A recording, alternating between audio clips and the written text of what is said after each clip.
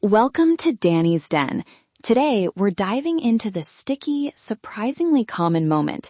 You score a first date the night before a shared custody weekend. Your mind flips between excitement and a logistics spreadsheet. Who gets the kids? Do you tell your co-parent? What about social media? And very practical, can you still make your kids' 9 a.m. t-ball game? I'll give you clear steps, a couple of scripts you can use, and a tiny playlist idea so you can move forward without adding drama. Quick legal note up front. I'm sharing general information based on common family law concerns, not personalized legal advice. If you have an active custody order and something about dating could affect the kid's safety or parental time, reach out to a local attorney. Contact info is in the show notes. Okay? Let's get practical. Here's the short version. Judges care about the kid's safety and their routine, not your love life. I once had a client who missed a 9 a.m. pickup after a late night date. The judge didn't ask about the romance. They asked why the kid missed school. So, my rule of thumb, if a choice risks your child's stability, hit pause on it until you can protect that routine. Look, most of the time, casual dating doesn't change custody orders. You usually don't have to tell the court you went on a date. But here's the catch. If your custody agreement has specific clauses about introductions, or if the other parent can show a real impact on the child's welfare, it becomes relevant. When it does matter, focus on two things.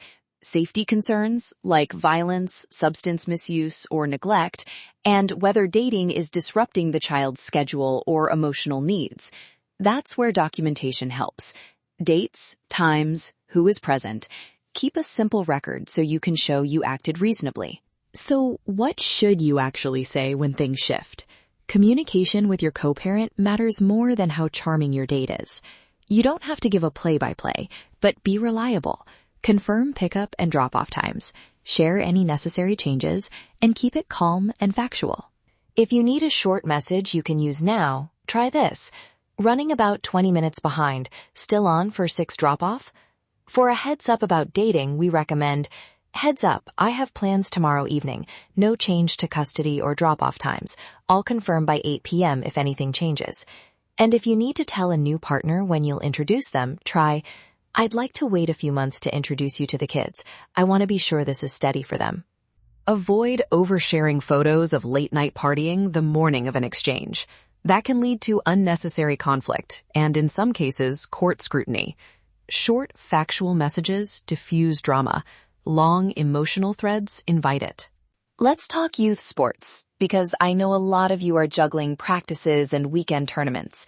Use sports commitments to your advantage. Schedule dates around your child's games, not instead of them. If you have joint custody, put important games on shared calendars both parents can see. If a conflict comes up, prioritize the child's event and offer a simple makeup plan for the date. Most reasonable partners will respect that you put your kid first. Now, game day guidance for dates. If it's family-friendly, a daytime Yankees game where kids can come along and it's structured and safe, that's a fine way to blend worlds slowly. But if you're heading to an adults-only Eagles tailgate with heavy drinking and late-night energy, save that for a time when your parenting schedule won't suffer. If a date asks to meet your child, wait. A good rule of thumb, don't introduce anyone new to your kids until you've been dating at least several months, and you can honestly say this person is a steady presence. And yes, I get the temptation, but what if it's love at first sight? Let that be something private between you and your date for a while. Rushing introductions can backfire emotionally for kids, and legally if the other parent feels blindsided. Privacy and background checks are another hotspot. Clean up social media privacy. Lock down photos and location sharing until you're confident about who should see what. Screenshots and third-party gossip travel fast. Your job is to limit what becomes fodder. If someone raises a concern based on a background check or rumor, ask yourself, does this affect the children's safety or your ability to parent? If yes, document it and consult an attorney. If it's murky, sometimes mediation or a parenting coordinator can resolve things without court. Here's a tiny playlist idea you can steal. One mellow, soulful song to breathe out the night. One upbeat, familiar sing-along to lift the mood at breakfast. and one gentle instrumental to help kids unwind if they come home late. Use these 3 as a ritual. 5 minutes to reset, not to rehearse feelings. Quick checklist you can use this week. 1. Schedule dates with buffers around drop-offs and pickups. 2. Document any changes to parenting time and keep messages short and factual. 3. Delay introducing a new partner to your kids until the relationship is stable and you've discussed it with your co-parent if your custody agreement requires it. Those steps protect your time with your children and keep your dating life from accidentally becoming evidence in a custody dispute. Before I go, a quick reminder. Emotions after separation can run high. If you or your kids are struggling, consider a counselor or a support group. Legal solutions are important, but emotional care is part of protecting the family too.